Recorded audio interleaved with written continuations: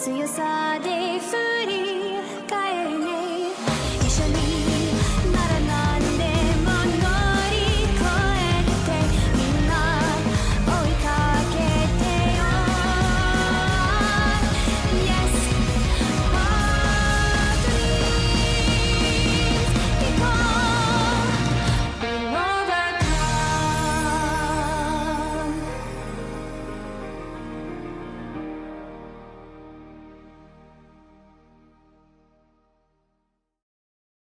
Asagao Academy, Normal Boots Club.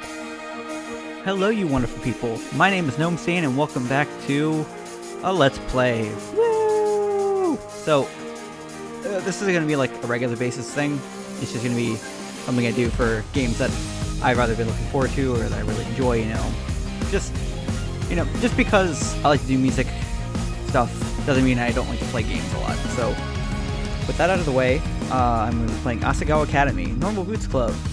The reason why I'm playing this is because I love the Normal Boots crew. I like them a lot. I think that they're all really talented dudes, and they're the reason why I am doing YouTube. I mean, these guys totally inspired me to get up off my butt and just give it a try, because these guys know how to properly entertain and properly be enveloped in what they do. I don't really know how to put it, but these guys are amazing and big influences on me. So I thought that I could play this game and pretend to be a female and try to date one of them, because, that's cool, right? But, anyways, I'm going to be going after Josh.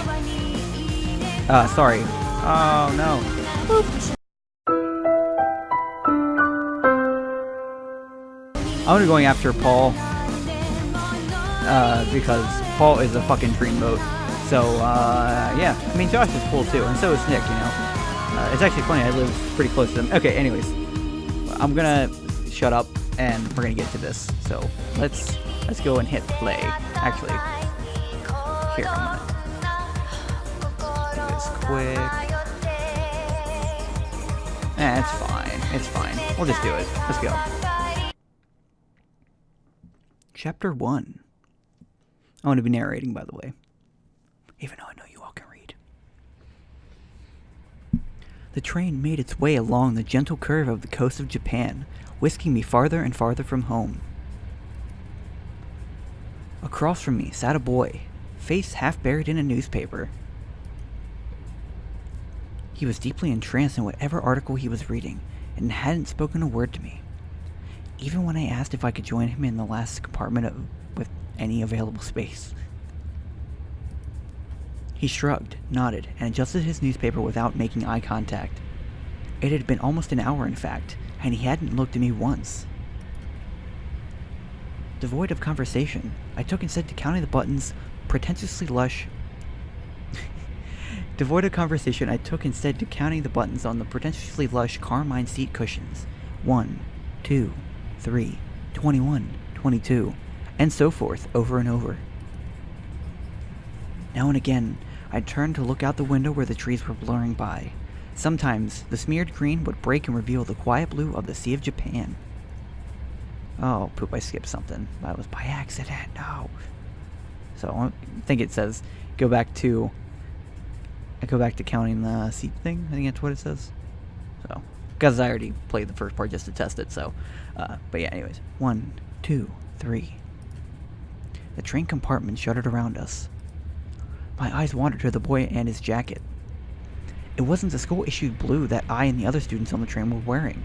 Instead, it was a green, varsity-like jacket with an embroidered patch poorly sewn on the front. So, your first year then? He folded his newspaper neatly, set in his lap, and looked at me with a half-interested gaze. Did he just catch me staring? Now that the newspaper was gone, I saw his face. He watched me through heavy-lidded eyes. His hair was immaculately groomed, his teeth straight and blindingly bright. There was something about him, the way the light hit him, that made him look like he was almost sparkling? Me? He glanced around the compartment, empty besides us, and laughed.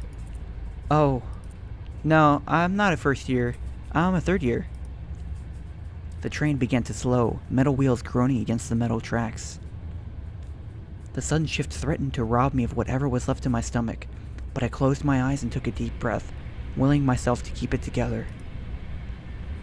What kind of impression would I leave puking on a student before I even arrived at the academy? The boy frowned. I picked at the hem of my cotton skirt. That's impossible. I've never seen you before. It took me a moment of mouth-fishing to find a response. It's because I'm a transfer student? He laughed again. A transfer student, huh? We don't get many of those. I removed my acceptance letter from the front pocket of my uniform. The paper, heavyweight, off-white, had immaculated creases from my reading and rereading, as if the words might have changed since the last time I read it. The boy took it, studied it, then handed it back to me. I'll see you around. Well, Hannah, I suppose I'll be seeing you around. He smiled at me as he picked up the suitcase lying next to him. By the time I hicked up a response, he was already gone from the compartment. I stared out the empty hallway of the train. It was then I realized he, having gotten it from my acceptance letter, knew my name, and I never got his.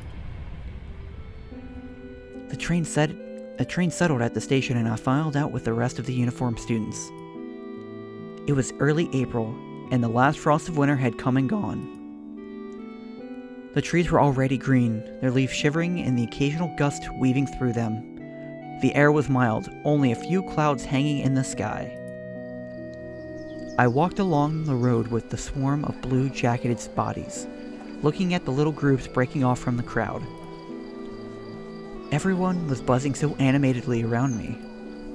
I held my suitcase tight in my sweaty hands. It was leather-bound and worth more than anything it contained. It wasn't far to the school, and I was, for maybe the first time in my life, thankful for what I owned didn't amount to much. My school-issued black Oxfords clicked on the pavement. I walked this walk over and over in my mind. So many nights I lie awake, imagining what it would be like to walk from the train station to Asagao Academy for the first time. My new start. I always imagined that everything would change for me on this walk. That somehow everything would be magically different. But as I looked around, I realized nothing had changed. I hadn't changed. By the time I reached the massive gates of the academy, I forgot all about the disappointment slouching in the back of my throat. The school, framed by the gates' twisting black metal, was just as beautiful as the glossy photos I saw in its pamphlets. This was it, Asagao Academy. I glanced around. The swarm of students gathered around the gate. Beyond it, tiny blue people bounced around the academy's main building. A girl pressed a button to one side of the gate. The excitement in the air was almost palpable. A few moments later, the black gate, with great effort, creaked outwards and cleared the pathway. And the rest of the group shifted into motion. I followed along, a sheep in the herd. My stomach tied itself into knots. The crowd split off into different directions. For a moment, I panicked. A tired-looking man with graying hair called out for the first years, a cluster of fresh-faced students gathering around him. Hey, look at that girl! I turned. A few feet away, a small group of boys were pointing at me and snickering. Pink hair? Are you kidding me? How desperate can you get? Hot shame crawled down my neck. I attached myself to a group of girls, following a few steps behind them. In the distance, cicadas hummed in time to my shoes crunching against the gravel. My hair. It wasn't my fault that my hair looked like this. Luckily, I found myself at the girls' dormitory, a large sign in the lawn reading Prime Rose House. The building dwarfed me in size and sheer intimidation. How many students did Asagao have? As I approached the building, a red-headed girl lingering nearby caught my attention. I looked away, then looked back. She was staring at me. She walked over. Oh, you must be my roommate! Okay, I guess I don't have to narrate all of it. Hopefully I get more breaks like that, because my throat is getting a little dry. Excuse me for a second. Have my jug of water. Also, if I'm not making too much commentary, I apologize, just mainly just because I'm going to be reading the text. Okay. I eyed her warily. She was smiling and bouncing in a way that suggested her views on life were akin to a perpetual bouncy castle. What? Me? Bingo. Of course, you silly. Let me guess. Room 325? I thought back to the paper I received a month prior with a list of all the supplies I needed for the year and my dorm arrangements. Yeah, that's right. She laughed, but I couldn't figure out what was so funny. Was she laughing at me? When I found out my roommate was a transfer student, I knew you were going to be a total main character. That just sounds weird, but anyways, I'm sorry. What? Mm-hmm. When I saw you outside the gate, I knew it was you. I mean, look at that hair. I felt a lump forming in my throat. What was she talking about? She had to be making fun of me. I hadn't spent more than 5 minutes on the campus and I was already being mocked. My hands began to tremble. Is there something wrong with my hair? Her face slackened from its amused smile to a more worried expression. Then she began to laugh again. No, it's great. No. It's great. I'm sorry. Jeez, I should have just let her speak. I'm just gonna wait a little bit from now on, so, okay. We're getting off on the wrong foot, aren't we? Oh, gosh. I'm Mai Sasaki. You must be Hana. Mai Sasaki. Watch me forget how to say it later on down the road.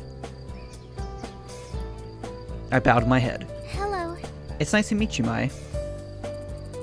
All your school books are waiting in our room with your welcome letter, and I read the envelope. I hope you're not mad. Mai started walking toward the dorm's front doors. I followed behind like a lost puppy. Did you check in at the front desk already?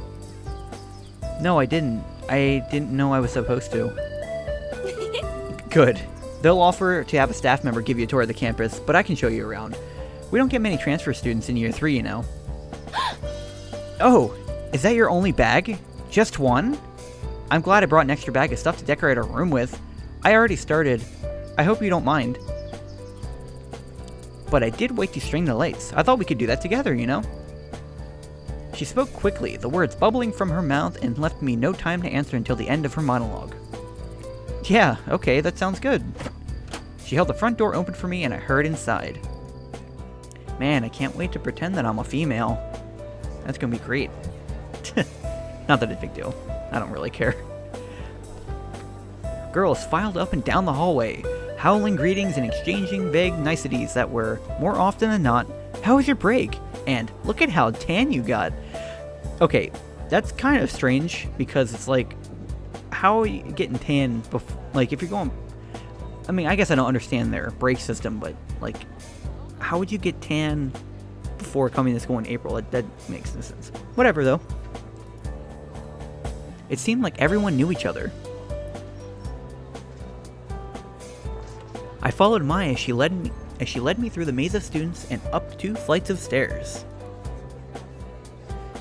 Each dorm floor looked the same as the last, narrow white doors lining both sides of the pale pink walls. Thin, gold numbers were tacked to the front of each, the numbers rising as we climbed. You're not missing anything with the campus tour, I promise. Mr. Saitomo does them every year and he's like totally dull. He just drags you around the entire campus and talks in that weird squeaky voice of his. I'll tell you everything you need to know. Man, I like the music for this game. It's really good music. The intro song was really good and this is pretty cool. Anyways. I smiled, trying to let this calm my nerves. Thanks. We headed down a hallway on the 3rd floor. Mai stopped us in front of a room numbered 325.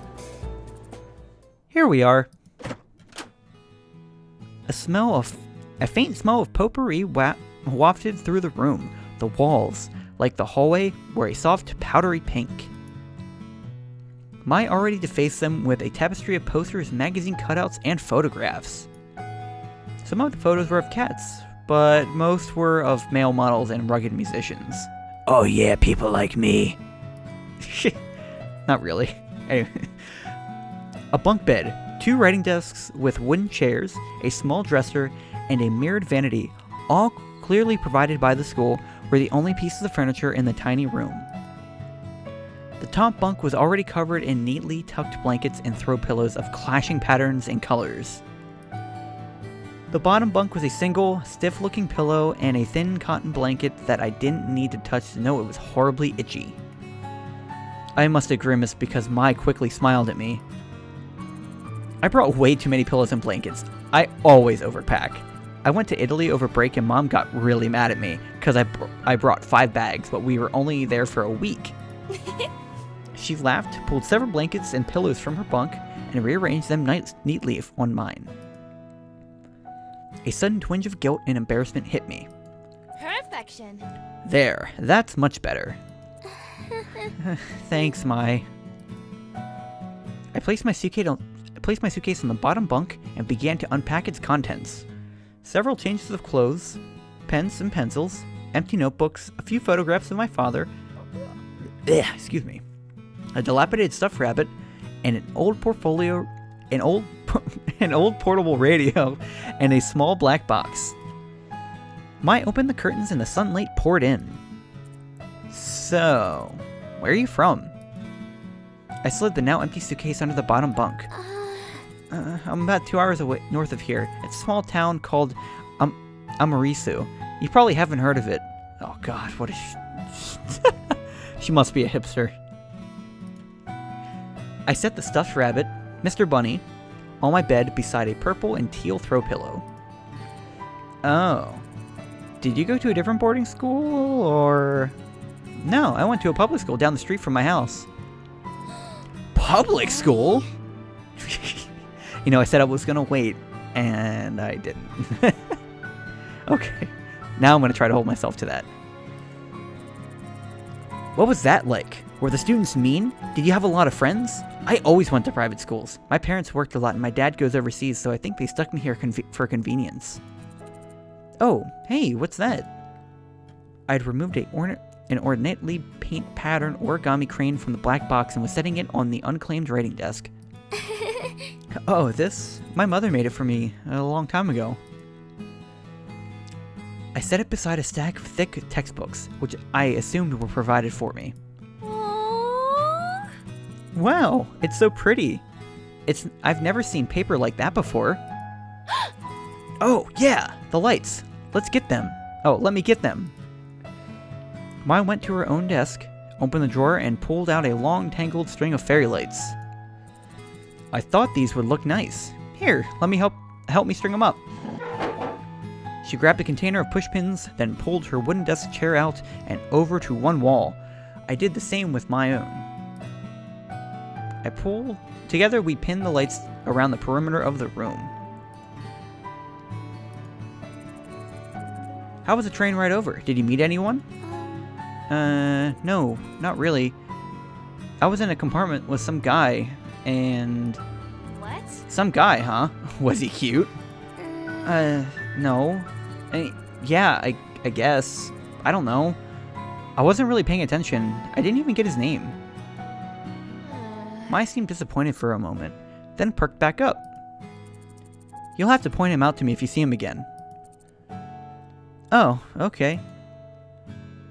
Once we were finished stringing the lights, Mai climbed down from her chair and brushed her hands together triumphantly. Yeah! Done! Okay, now it's time for lunch. The food here is pretty good. There's this ramen place down the street from campus that's like out of this world. But the school only lets us leave campus on weekends. Mai walked to the window. We could go today because it's Sunday, and it's pretty nice out, but I guess you might want to go to the caf since you just got here. We could... Jeez. She was suddenly interrupted by her own enthusiastic laughter. Oh my gosh. Mimi Santos totally just tripped outside and fell on her face! I saw it! Oh.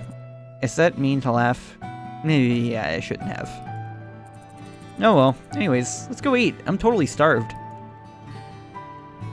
She led me out of the room before I even had the chance to respond. The cafeteria was buzzing with students excited for the new year. The only people as nervous looking as I felt were the tables of skittish, wide-eyed first years. I stepped into line behind Mai, taking in an empty plastic tray. We shuffled through asking for helpings from the sulky cafeteria workers when we passed something that looked good.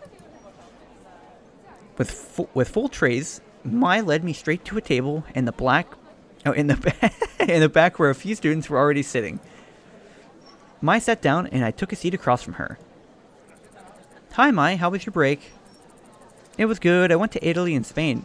Dad fell off his jet ski and broke his ankle. Uh-huh. It's better now though. Oh, well, that's nice. I expected to be introduced, but the girl turned back to her group of friends and Mai turned back to me. She began to assault her food with a fork and tell me in practically minute-by-minute account about her fleeting romance of the summer with a boy she met on the beach that didn't go further than a few salty kisses. I sat back and let Mai talk. For the first time since arriving on campus, I felt like I was finally able to breathe. I picked up my Brussels sprouts and studied Mai as she spoke. The more she talked, the more I began to notice small details about her. She had a high songbird voice. Well, I'm not doing that. I'm not going to either, most likely. What? She was dynamic, her face twisting this way and that into exaggerated expressions as she spoke. She laughed often. She imitated people in wildly unflattering voices seemingly unrelated to her actual opinion of them. But most notably, she talked. A lot. I didn't find this particularly annoying as it filled the silence and she hardly even asked questions that required my full attention. Just as Mai was rounding off a shockingly detailed account of the time she accidentally walked in on her friend's older brother in the act of changing, a flash of a familiar green caught my eye. Aw, yeah. I glanced over. Hey, that's him!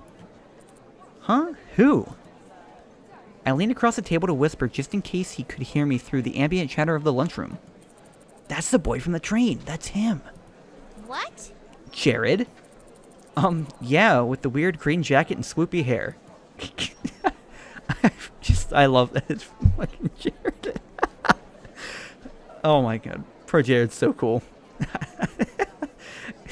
He just picked up his tray and was walking past us when something seemed to catch his eye. Huh. Oh, you. I looked up at him, suddenly realizing he was talking to me. Hana, I met you on the train. How are things settling down for you? Really well. I found my roommate and she's been helping me out. I gestured to Mai, who was thunderstruck. In fact, looking around, everyone was. People stopped eating to turn and stare at Jared and me. My shoulders bunched around my neck. Well, if you ever need any help, I'll be around. 3rd year, right? I nodded. All right. Some of my friends are in that year. Of course, they can't compare to me. But I'll give them a heads up to look out for you. God, this sparkling is so awesome. I love that. That is so funny. He flashed a dazzling smile, then winked. It's the least I can do for such a cute girl. Oh, geez, Jared. Well, I'll see you around. I watched a torrent of thoughts raging through my head as he took a seat next to a bunch of guys who all were wearing the same jacket. That's Jared! She tore her eyes away from him and looked at me. He's so cute. He's the most beautiful guy in school. Oh, Jared. I can't believe he just looked at me. I looked at Mai. Her cheeks were glowing an incandescent pink. Why do they all wear those jackets? Aren't all the guys supposed to wear blue blazers as part of their uniform? No, they're allowed to. You know Jared? That girl turned back around and was looking at me with sudden interest. Did I know him? I only talked to him on the train for a few minutes, so not really. We weren't friends or anything. But looking around, Mai and this girl were the only ones who were interested. Everybody seemed to be listening in. They seemed so surprised when he talked to me. Maybe a little white lie couldn't hurt? No, we're not gonna lie, so. Ooh, first choice. No, not really. Oh. She looked me up and down and sniffed and turned away. Mai leaned towards me. Don't mind Mimi. She was just trying to get in with you. Get in with me? Why? Well, you asked about those guys in their jackets, right? Those are the Normal Boots Club jackets. They're... what? What's Normal Boots Club? Ooh. Okay, so I'm running kind of high on time, so I'm going to actually save it here. And then, here, we'll save it right there. So, return. And then, in the next episode, we'll get introduced to the Normal Boots Club, because like I said, I played the beginning part, so I know what's coming up next, at least for this upcoming part. So, if you liked this video, just let me know. If you didn't, let me know. I'm going to keep playing this regardless, because I really want to, and I want to do it on this. So, thank you guys for joining me. I hope you have a great rest of your day, and peace out, Girl Scouts.